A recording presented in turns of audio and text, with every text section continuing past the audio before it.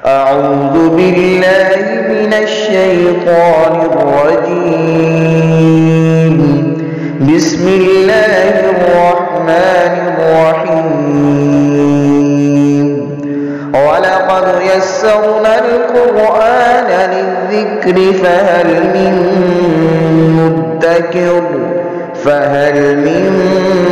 مدكر. بسم اللہ الرحمن الرحیم. سورہ مائدہ کی 15 نمبر آیہ مبارکہ سے پڑھیں گے. چھٹا پارہ ہے.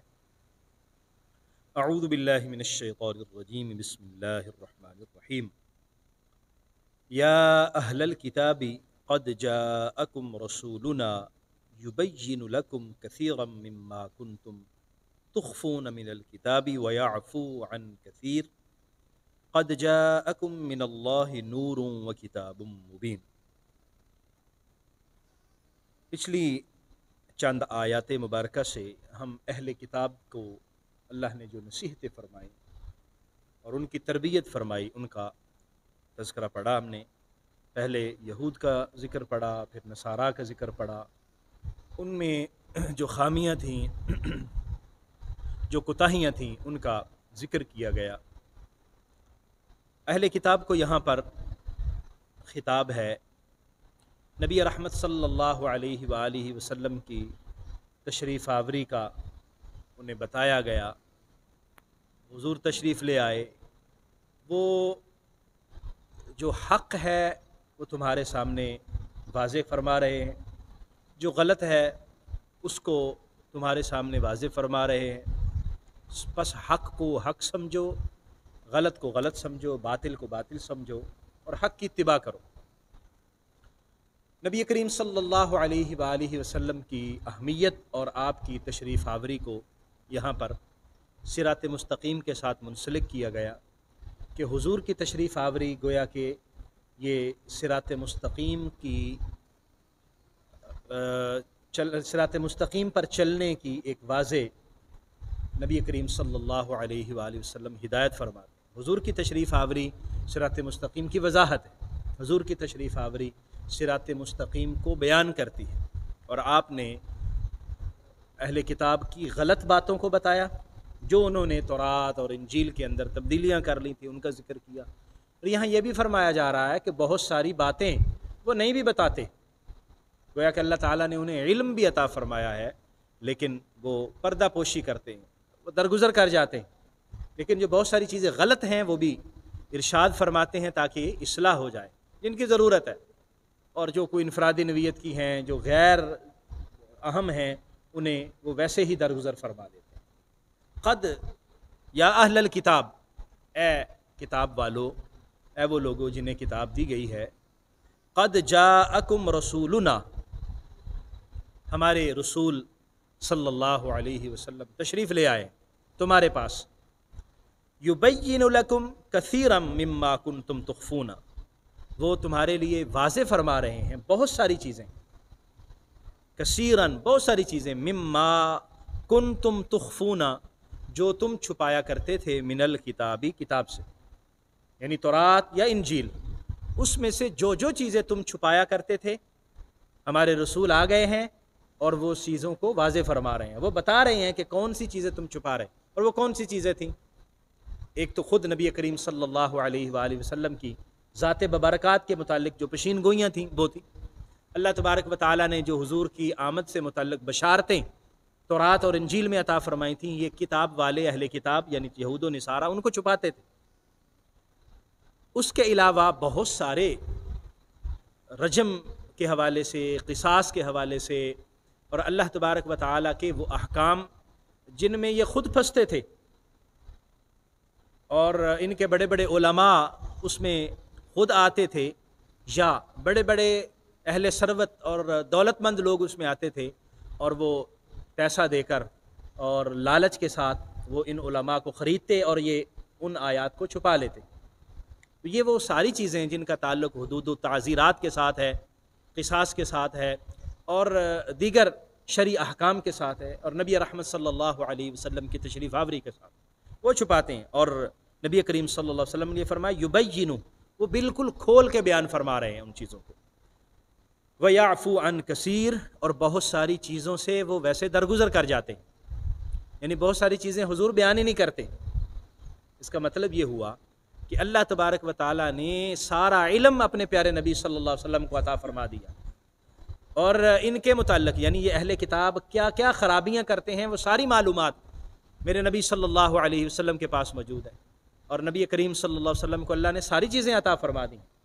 حضور بہت ساری چیزیں بتا بھی رہے ہیں لیکن بہت ساری چیزوں سے درگزر بھی کرتے ہیں۔ اس کا مطلب یہ ہوا کہ بہت ساری چیزیں جو حضور نے بیان نہیں فرمائیں اس کا یہ مطلب نہیں ہے کہ حضور کو پتہ نہیں تھی۔ وَيَعْفُو عَنْ كَثِيرٍ کا مطلب ہے کہ بہت ساری چیزیں تو آپ ویسے نہیں بتاتے۔ اس کا مطلب یہ ہوا کہ نہ بتانا نہ واقف ہونے کی دلیل نہیں ہے، لا علم ہونے کی دلیل نہیں ہوتی۔ آدمی بعض اوقات ویسے ہی بیان نہیں کرتا، جس طرح ہمیں اپنے بچوں کی کوتاہی کا علم ہوتا ہے لیکن ہم درگزر کرتے ہیں، جس کا یہ مطلب نہیں ہے کہ ابا جی کو پتہ ہی نہیں ہے، پتہ ہوتا ہے لیکن آدمی درگزر کرتا ہے، آدمی مہلت دیتا ہے، چلو پھر کسی وقت اصلاح کر دی جائے گی۔ بہت ساری اور چیزیں ہوتی ہیں۔ تو بہت سارے لوگ جو حضور کے علم پر اعتراض کرتے ہیں ان کو یہاں سے سمجھنا چاہیے کہ حضور علیہ الصلاۃ والسلام نے اگر کسی حکمت کی وجہ سے کچھ چیزیں بیان نہیں فرمائی مصلحت کی بنا پر، مصلحت کے تقاضا کی وجہ سے، تو اس کا یہ مطلب نہیں ہے کہ حضور کو علم نہیں تھا۔ حضور کو علم تو اللہ نے عطا فرمایا لیکن بہت ساری چیزیں آپ بیان نہیں بھی فرماتے۔ قد جاءکم من اللہ نور و کتاب مبین، تحقیق تمہارے پاس اللہ کی طرف سے نور اور روشن کتاب آ گئی ہے۔ نور اور روشن کتاب دو چیزیں یہاں بیان فرمائیں۔ اس سے پہلی آیت میں نبی کریم صلی اللہ علیہ وسلم کی تشریف آوری، اور یہاں پھر نور اور کتاب مبین کا ذکر ہے۔ نور سے کیا مراد ہے؟ کتاب مبین سے تو بالکل واضح ہے کہ قرآن مجید مراد ہے۔ یہ کتاب جو بالکل واضح ہے اور واضح ہدایت اور رہنمائی لے کر آئی، وہ کتاب مبین سے مراد تو وہ ہو گئی۔ نور سے کیا مراد ہے؟ تو ہمارے مفسرین کرام کی بہت بڑی تعداد، بلکہ اگر میں کہوں اکثر مفسرین، انہوں نے نور سے مراد نبی کریم صلی اللہ علیہ وسلم کی ذات ببرکات کا ذکر فرمایا کہ نور سے مراد نبی کریم صلی اللہ علیہ وسلم ہے اور کتاب سے مراد قرآن مجید ہے، کہ روشنی کی یہ دو اہم چیزیں اللہ تبارک و تعالیٰ نے ہدایت اور رہنمائی کی عطا فرما دی، نور اور کتاب مبین۔ یعنی اللہ تعالیٰ نے روشنی بھی عطا فرمائی ہے اور کتاب بھی عطا فرمائی ہے، تو اس روشنی میں اللہ کی کتاب کو پڑھا جائے گا، اس روشنی سے کرنیں لے کر، اس روشنی سے آدمی رہنمائی لے کر جب قرآن پڑھے گا اور قرآن سے ہدایت لے گا تو اس کو ہدایت ملے گی اور وہ راہ راست پہ آئے گا۔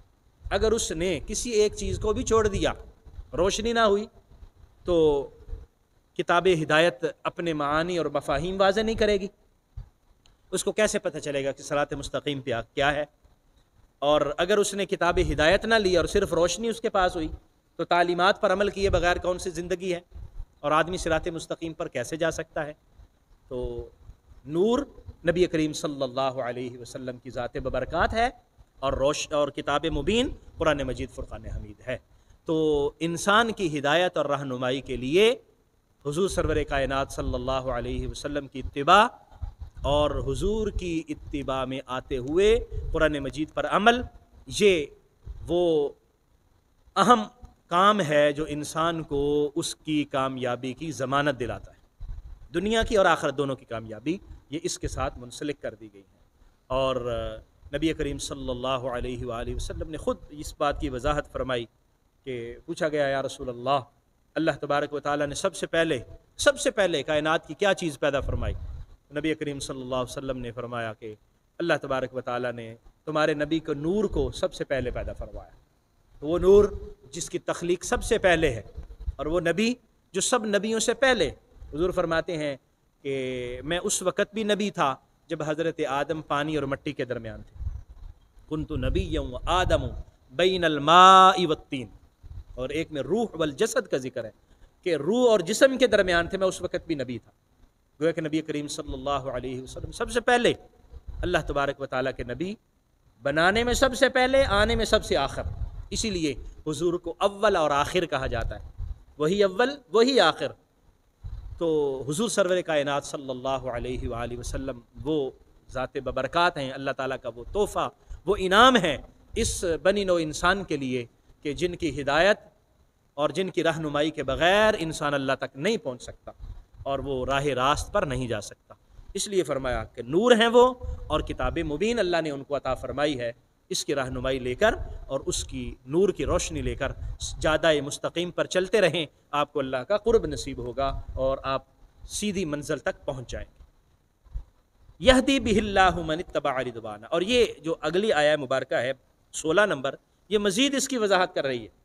یہدی بہ اللہ، اللہ تبارک و تعالی ان کے ذریعے ہدایت عطا فرماتا ہے۔ اب ہدایت ہے تو رسول اللہ صلی اللہ علیہ وسلم کے ذریعے، نبی کریم صلی اللہ علیہ وسلم کے ذریعے۔ اب جو حضور کو مائنس کر کے یا حضور کو بائی پاس کر کے اللہ تک پہنچنا چاہتا ہے، تو ایسا کوئی رستہ نہیں ہے، ایسی کوئی راہ نہیں ہے، ایسا کوئی شارٹ کٹ نہیں ہے جو اللہ تک پہنچا دے اور انسان کو اللہ کا قرب نصیب کر دے اور انسان کو کامیابی اور منزل مقصود مل جائے۔ نہیں، رسول اللہ صلی اللہ علیہ وسلم کا دامن کرم تھامے بغیر انسان منزل مقصود تک نہیں پہنچ سکتا۔ یہدی بہ اللہ، اللہ تبارک و تعالی ہدایت عطا فرماتا ہے ان کے ذریعے۔ کس کو؟ من اتبع رضوانہ، جو اللہ کی رضا کی اتباع کرتا ہے، جو اللہ تبارک و تعالیٰ کی رضا چاہتا ہے، اللہ تبارک و تعالیٰ اس کو حضور کے ذریعے رہنمائی فرماتا ہے۔ سبل السلام، سلامتی کے رستوں کی، سلامتی کے رستوں کی اللہ تبارک و تعالیٰ رہنمائی فرماتا ہے۔ جو ادھر آنا چاہتا ہے اس کو رہنمائی ملتی ہے، لیکن ملتی کس کے ذریعے ہے؟ رسول اللہ صلی اللہ علیہ وسلم کے ذریعے۔ ان کے بغیر رہنمائی نہیں ہے اور کوئی اس کے علاوہ رستہ نہیں ہے۔ وَيُخْرِجُهُم مِّنَ الظُّلُمَاتِ إِلَى النُّورِ، اور اللہ تبارک و تعالیٰ ان کو تاریکیوں سے نکالتا ہے اور نور کی طرف لے جاتا ہے، روشنی کی طرف، رسول اللہ صلی اللہ علیہ وآلہ وسلم کے ذریعے، بِإِذْنِهِ، اپنے اذن سے۔ اللہ تبارک و تعالیٰ اپنے کرم اور فضل سے اور اپنی توفیق سے انسان کو تاریکیوں سے نکال کر راہ ہدایت پر ڈال دیتا ہے اور روشنی عطا فرماتا ہے۔ وَيَهْدِيهِمْ إِلَى صِرَاطٍ مُسْتَقِيمٍ، اور اللہ ان کی رہنمائی صراط مستقیم تک فرما دیتا ہے۔ اس آیہ مقدسہ سے ہمیں یہ علم ہوا کہ رسول اللہ صلی اللہ علیہ وسلم کی ذات ببرکات کتنی اہم ہے اللہ کا قرب حاصل کرنے کے لیے، اور اللہ کا قرب حضور علیہ الصلاۃ والسلام کے بغیر نصیب نہیں ہوگا۔ اس آیہ مبارکہ کی ایک صوفیانہ تفسیر بھی بزرگوں نے فرمائی ہے۔ وہ فرماتے ہیں کہ سبل السلام یعنی سلام کا رستہ، اور سلام اللہ تبارک و تعالیٰ کا اسم مبارک ہے، سلام، السلام اللہ تبارک و تعالیٰ کا اسم مبارک بھی ہے، تو اس کا مطلب ہے سلام کے رستے، یعنی اللہ جل مجدہ کا رستہ۔ تو اللہ جل مجدہ کے رستے یعنی اللہ کے قرب تک اور اللہ جل مجدہ الکریم کی بارگاہ تک پہنچنے کا جو رستہ ہے وہ نبی کریم صلی اللہ علیہ وسلم کے وسیلے کے بغیر نہیں ہے۔ جو شخص چاہتا ہے، جو صوفی چاہتا ہے کہ اسے اللہ کا قرب نصیب ہو، جو چاہتا ہے کہ وہ اس دنیا کی ظلمات کو ختم کر کے اپنے دل کو انوار الہی سے روشن کر لے اور قرب الہی اس کو نصیب ہو جائے، اسے چاہیے کہ وہ رسول اللہ صلی اللہ علیہ وسلم کی کامل اتباع کرے۔ حضور کی اتباع کے بغیر کوئی صوفی ایسا نہیں ہے جو اللہ کے قرب کو حاصل کر سکے گا۔ تو اللہ کے رستے کی انسان کو توفیق اسی وقت نصیب ہوگی جب وہ نبی کریم صلی اللہ علیہ وسلم کی اتباع کرے گا۔